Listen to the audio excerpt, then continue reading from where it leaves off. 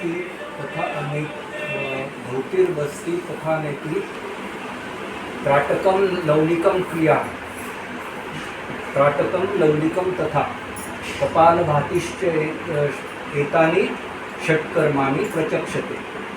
म्हणजे धोती ही वमन धोती किंवा वस्त्रधोतीला मग अशी सगळ्यांनी बघितलं असेल ह्या अशा पद्धतीचं 2 इंच रुंदीचं 7 वार लांबीचं हे असे 7 हात पाय 2 असं 7 वार लांबीचं कापड लागतं.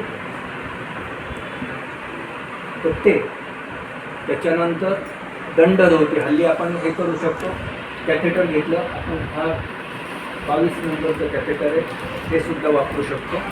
साधारणतः हे कॅथेटर वापरताना घशामध्ये घेतल्यानंतर एवढा साधारणतः आपल्याला इतका भाग साधारण 6-7 इंचाचा भाग बाहेर तोंडाच्या बाहेर घेणं गरजेचं आहे. कारण न जाणं चुकून इथलं जे कार्डियक स्प्लिंचर आहे आपण जर जास्त वेळ आपण तोंडात पाईप ठेवला तर तो स्प्लिंचर बंद होतो आणि तिथे ते पॅक होतं. अशा वेळेस तुम्हाला डॉक्टरकडे जाऊन ते काढावं लागतं. असं एवढा काळ करून निघत नाही. तेव्हा ही जी क्रिया करायची आहे धौतीची ही फक्त 20 मिनिटाच्या आतच उरकली गेली पाहिजे. सुरुवात केल्या क्षणापासून 20 मिनिटाच्या आत तो पाईप पूर्ण बाहेर आलेला पाहिजे. पाईप बाहेर म्हणजे आतमध्ये सरकवताना सुद्धा जास्तीत जास्त तुम्हाला इतकाच पाईप आतमध्ये घालायचा.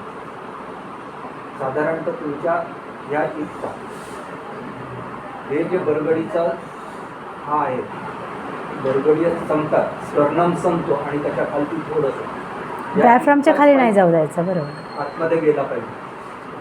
हा प्रत्येकाच्या उंचीप्रमाणे ही साईड इथे थोडीशी पुढे पाठीमागे असू शकते की त्याच्यापेक्षा जास्त पाईप आतमध्ये ढकलायची गरज नाही.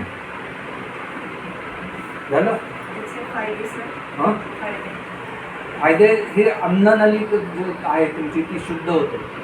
त्याच्यामध्ये बऱ्याचदा म्युकस आपण ज्यावेळेस अन्न गिळतो अन्न गिळण्याची प्रक्रिया सुलभ व्हावी त्याच्यासाठी म्युकस तयार होत असते निसर्गत असं तर ते म्युकस जर साठलेलं असेल जुनं म्युकस असेल तर त्याचे जंतू संसर्ग होण्याची शक्यता असते किंवा मग आपल्याला इन्फेक्शन्स होतात.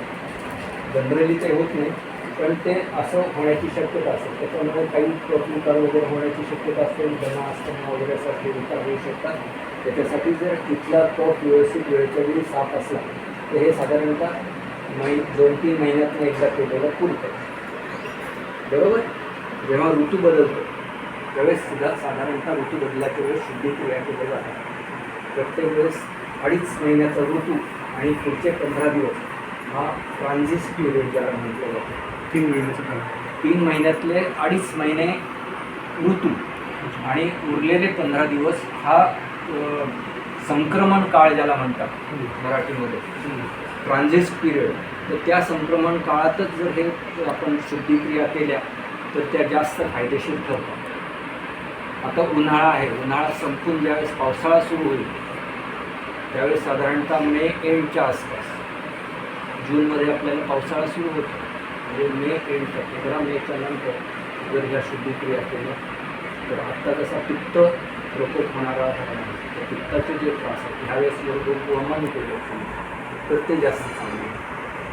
अशा पद्धतीने आयुर्वेदामध्ये आपल्याकडे प्रत्येक कुठल्या सीझनला काय काय क्रिया करायच्या या सांगितल्या पैकी काही क्रिया आहेत. त्राटक आहे, नेत्र शुद्धी आहे, ह्या 4-5 क्रिया आहेत. कपालभाती आहे. ह्या आपण रोजच्या रोज करू शकतो. रोजच्या रोज करायला हवं.